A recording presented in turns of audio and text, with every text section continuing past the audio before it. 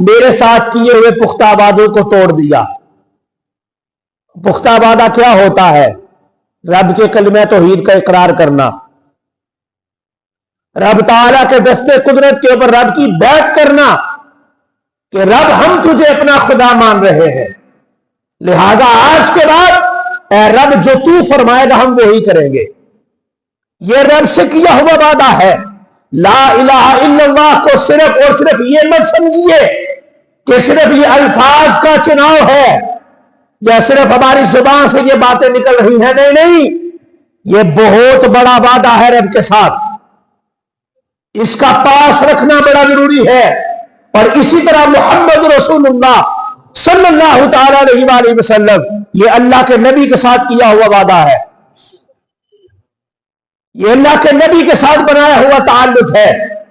آج سوچئے ان باتوں کو، ہم اگر رب تعالیٰ کی مرضی سے نہیں چلتے تو ہم اس کیے ہوئے وعدے کو توڑ رہے ہیں۔ اگر اللہ کے نبی کی سیرت کو نہیں اپناتے، ان کی باتوں کے اوپر عمل نہیں کرتے، ان کی گفتگو کی طرف توجہ نہیں فرماتے، ان کی سیرت کی طرف ہم متوجہ نہیں ہوتے، تو یہ سمجھیے ہم اللہ کے نبی کے ساتھ وعدہ خلافی کر رہے ہیں۔ یہ حقیقت ہے۔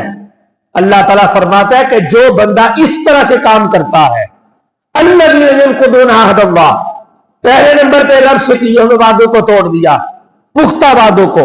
نمبر 2، وَيَقْطَعُونَ مَا أَمَرَ اللَّهُ بِهِ أَن يُوصَلَ، جن چیزوں کا رب نے حکم دیا تھا کہ لوگوں سے تعلق بنانا ہے، حسن اخلاق رکھنے ہیں، مخلوق سے پیار کرنا ہے، قطع رحمی نہیں کرنی، قطع تعلقی نہیں کرنی، لیکن یہ قطع تعلقی بھی کرتا رہا، قطع رحمی بھی کرتا رہا، لوگوں سے اپنے خود کو تو دور کرتا تھا، لوگوں کو بھی لوگوں سے دور کرتا رہا۔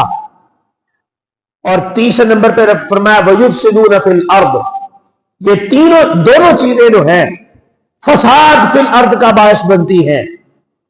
رب سے کیے ہوئے وعدوں کو توڑنا یہ بھی فساد فی الارض کا باعث ہے، اور رب کے ساتھ کیے ہوئے رب کے دیے ہوئے احکام کے اندر اپنی مرضی کو شامل کرنا یہ بھی فساد فی الارض کا باعث بنتی ہے۔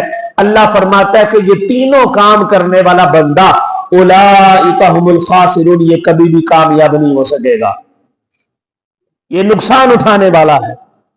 یہ صرف انسان ہے، یہ مومن نہیں ہے، یہ مسلمان نہیں ہے، کیونکہ اللہ نے قرآن پاک میں پارہ نمبر 30 میں سورہ عصر میں فرمایا ہے ان الانسان لفی خسر، بحیثیت انسان یہ بندہ جو ہے یہ نقصان میں ہے۔